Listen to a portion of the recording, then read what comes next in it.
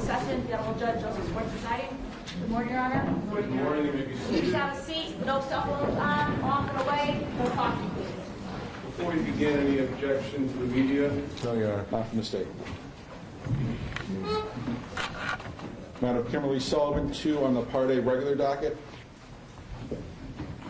Good morning, Your Honor. Ioannis Kaloidis on behalf of Ms. Sullivan. She is present and approaching.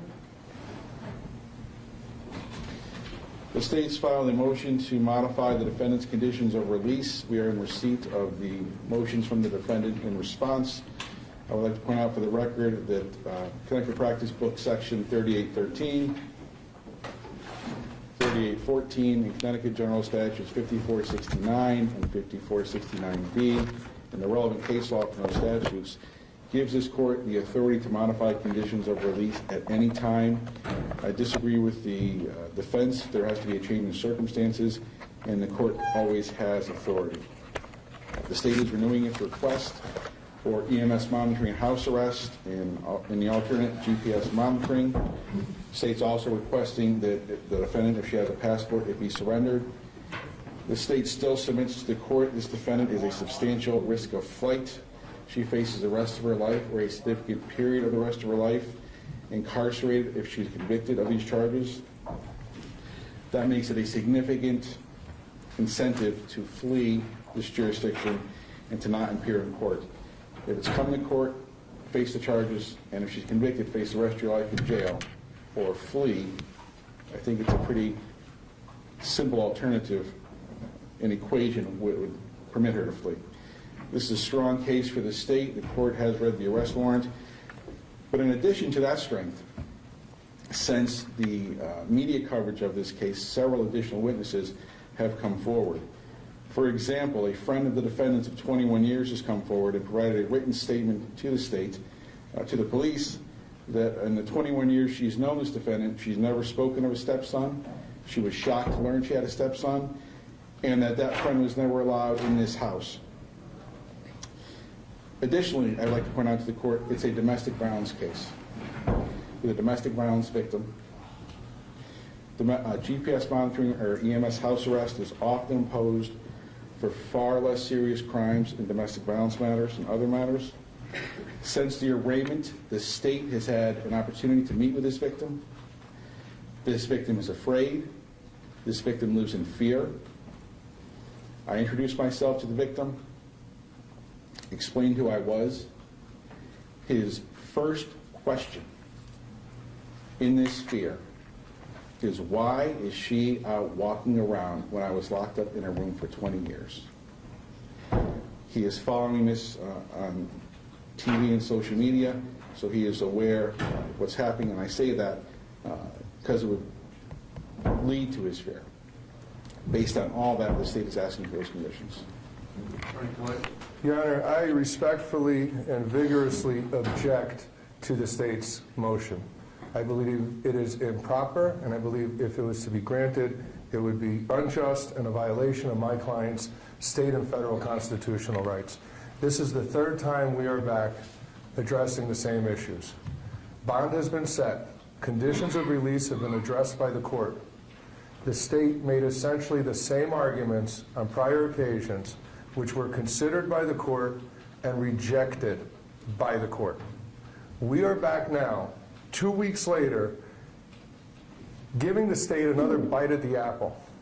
And the court was clear on March 13th when the court rejected the conditions that are being sought.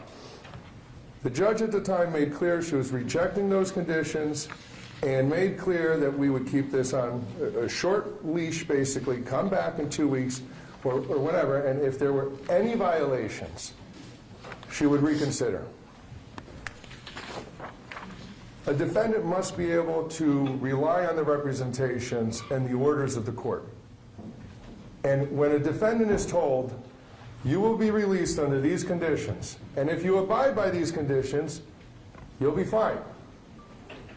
The only thing that has changed is now we have a 2-week track record of compliance. That is the only change that I have seen. That is the only documentation that has been provided to me or that I've been able to see so far, is a report from bail indicating a track record of compliance. So the only thing that has changed in the eyes of the defense with respect to the case is that my client has been complying with the conditions and has done what has been asked of her. Despite the fact that she's complied with the conditions, we're now back seeking to add additional conditions. And I understand that the whole world wants to convict Ms. Sullivan, and the whole world already has. But this is the only place, the only room in this country where we have an opportunity to protect her rights. And as unpopular as that may seem, that's what's at issue here.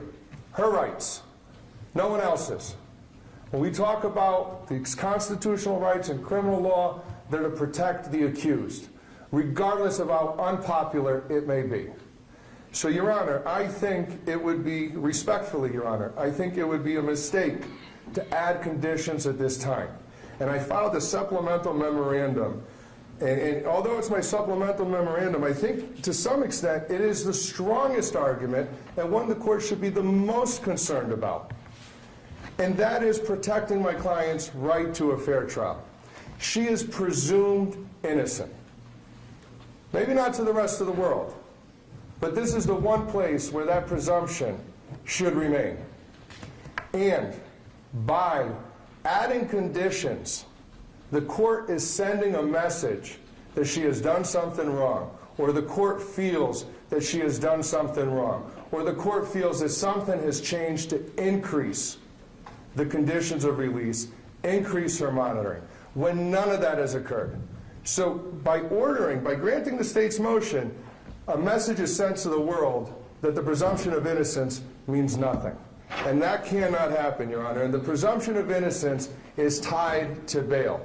I cited the Troconis case, which cites a U.S. Supreme Court case, which talks about the importance and how the presumption of innocence ties into bail. The whole world is watching. And if we add additional conditions now, we are sending a message that she has done something wrong or that the court believes she has done something wrong. I, as her attorney, stand by her. She is presumed innocent, as unpopular as that may be. Now, getting back to my original arguments in this, Your Honor, the court on Wednesday referenced the Ayala case. And I looked at the Ayala case, and this is distinguishable. Yes, the court has the inherent authority to set conditions and modify conditions. Just because the court has the authority doesn't mean that it should exercise that authority. And I'd ask the court not to exercise that authority. In Ayala and in all the other cases where there's been a review of a court adding conditions or revoking bond or impacting bail, there has always been something to trigger it. Some violation of condition of release, some concern that the defendant will not be able to appear in court or is a danger to anyone else. She has appeared in court despite the difficulty in getting here. There are serious safety concerns for her. Putting her in a specific area where she cannot leave will only create additional safety concerns. There are numerous threats against her. Numerous people have made threats. They're posting them online, talking about not waiting to be able to see her out in public. She needs to be able to have freedom of movement, and at times, in fact, Your Honor, I've actually advised her to leave the state initially, given the media attention, for her own safety. If the court was to put her on a GPS monitoring bracelet, she would not be able to do that. If the court put her on an EMS, she would not be able to leave the residence where she is. That would create additional safety concerns. Getting back to the law here, though, Your Honor, I think the Ayala case is clear that there needs to be, I think it calls for some type of violation. Whether you call it a change of circumstance or not, that's something that had been used, an argument that has always been raised in our state courts here, and I believe it is an appropriate consideration, Your Honor. Your Honor, my motion also details her ties to the community, all the things that the court's already considered in setting the appropriate bond here, Your Honor. Everything has been considered by the court, it's been evaluated, and there is nothing different. I understand there's a lot of public pressure, and the public sentiment may be that there should be more conditions on her. But the bond that's set is appropriate, the conditions that are set are appropriate, she's abiding by those conditions. The state has argued this before, it has been rejected. There is absolutely nothing new other than a positive track record. Your Honor, respectfully, I cannot understate how strongly I feel about this. I do not believe any change in the conditions of her release would be appropriate right now. I believe they would have a direct and significant impact on her right to a fair trial, and I believe it is a dangerous message for the court to send, and it is one that will impact and bear directly on the presumption of innocence, which is something that is crucial in this case, because nobody has afforded her that. And we look to the court to protect that. Your Honor, respectfully, I ask the court deny the state's motion. All right, we're here today on the state's motion to add conditions of release, specifically either EMS house arrest and or GPS monitoring, in order to reasonably ensure that A, she appears in court, and B, to protect the safety of the public. And in making this decision, I'm instructed by General Statute 54-64A, subsection B2, to consider the following factors when considering any conditions of release. And I'll just go through them one at a time. First, the nature and circumstances of this offense and the seriousness of the charges against her. There are 2 B felonies. One of them carries mandatory minimum jail time. There are other felony charges against her, in addition to that, misdemeanor charges. And the allegations are arguably the most troubling that I've seen during my tenure as a judge, and show really an unthinkable amount of a lack of empathy. And I do stress that they are just allegations at this time. 2, her past record of appearing in court. She has no prior cases, no prior failures to appear in this case. Her family and community ties to the area. She has 2 daughters in the area, and I believe she is temporarily living with them, but she has no permanent address. We learned that since the last court date. As far as her employment record, to my knowledge, she has worked for the majority of her life, most recently at JCPenney. As far as her financial resources and her mental health conditions, I'm not aware of her financial resources at this time, but since the last court date, it has come to my attention that she was admitted to the hospital to address certain mental health conditions. As far as the weight of the evidence, we haven't pre-tried the case, there hasn't been any discovery. I don't know how strong the case is for the state at this time, but since the last court date, according to Attorney Thurkelson, he has spoken with the complainant more, learned additional information about the case, and additional witnesses have come forward. So from the state's perspective, it has gotten stronger. Whether she has been previously convicted of similar crimes, again, she has no record, so she hasn't.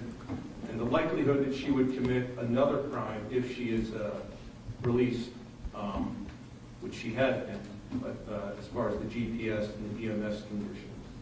On the one hand, she has no record.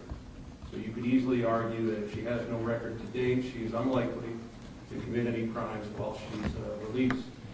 On the other hand, I can see the argument that someone who could show, again, just according to the allegations, someone that could show such an extreme indifference to human life, have such a lack of empathy, if that person could commit that type of crime, they're certainly likely to commit another type of crime. So in considering all of these factors, most specifically the serious nature of the allegations and her additional mental health conditions, the mental health conditions in particular, since we learned from the last court date, as well as the fact that we've learned that she has no permanent residence at this time, I think putting GPS monitoring on her is appropriate to protect the public and to ensure that she comes to court. However, I am denying the state's request for EMS house arrest. I don't believe, given the factors I consider, that that is wrong. As far as the next court date or any additional issues? Your Honor, May we enter a not guilty plea and make a jury election today? Yes. Noted for the record.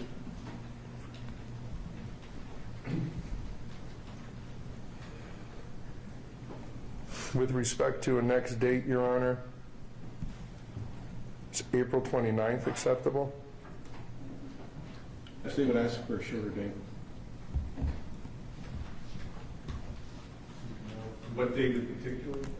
I would like 3 weeks, 1 to monitor compliance, 2 to update the court on discovery process. Right. You want to say April 15th, I'm away that week, Your Honor. 22nd?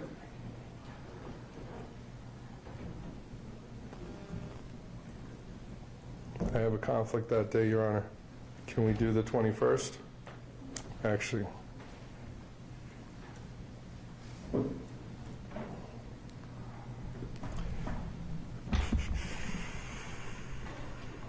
Actually, Your Honor, we'll make the 22nd work. I can juggle that. And I'll leave you with this. I agree with your attorney. These are just allegations. You are not guilty. You have the presumption of innocence. You will get a fair trial.